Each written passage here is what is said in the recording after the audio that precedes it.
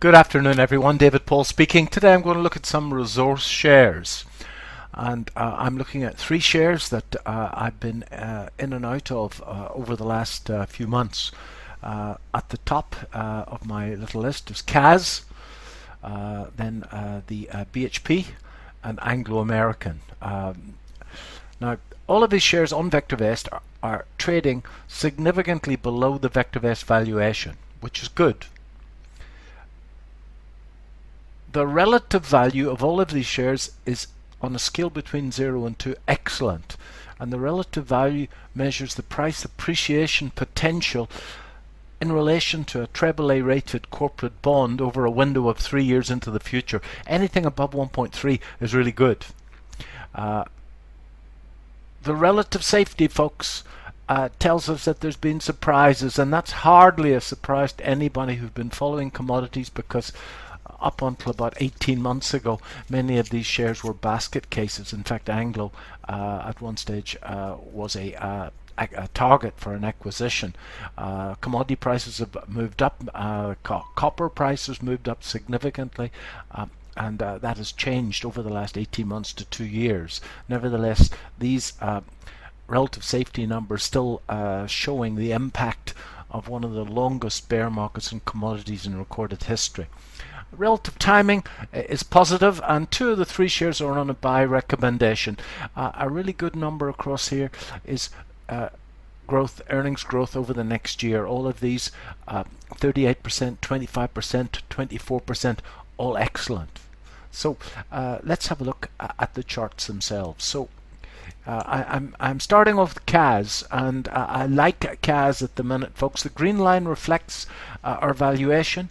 The blue line study in the window below the price is earnings per share, and this earnings per share growth over the last year in Kaz from 50 pence to £1, that's doubled over the last year. As you can see, a very solid support line up the page. The share is currently on a buy recommendation. If you're a chartist, you should also see the ascending triangle pattern here. And one of my mentors in the early days, a guy called William Gann, always used to say that markets break on the 4th attempt. Once, twice, 3 times. If Mr. Gann were here, he would be long the stock, and I'm currently long the stock myself. Just remember, these are commodity stocks, folks. They're certainly far from being worry-free stocks, and they need to be traded, and traded by those people who can manage risk proactively. But Kaz looks fine to me. This is Billiton, and Billiton, again, undervalued. Thrust up the page very strongly, then came back in 3 waves. And recently has broken this little trend line and come back and kissed the trend line, which is always a good sign. It's on a buy recommendation, and that also looks strong up the page. Now, if there are Fibonacci analysts listening, if I take a fib between that last low and high, which seems a reasonable place to take it, we can see that this share was accumulated strongly at 78% of this range, which is an institutional method of accumulation, and then the market gapped from that, and now it's pulled back and kissed this resistance line. This looks bound up the page to me. It's on a buy recommendation, looks good.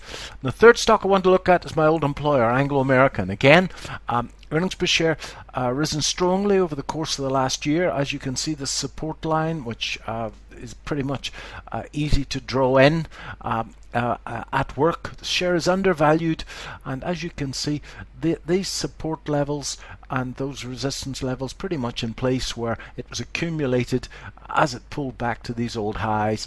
This double bottom's always good in an up market, folks. Now, once, twice, 3 times, like Kaz, pushing up on the 4th attempt. It's still on a hold recommendation in VectorVest, but to me, based on VectorVest fundamental analysis and some fairly simple trend following analysis, these shares look as if they want to move higher. Just remember, these are commodity shares, and they have got a little bit of a temper on them, so should only be contemplated by those people that can manage risk and size their positions properly. Have a great trading day.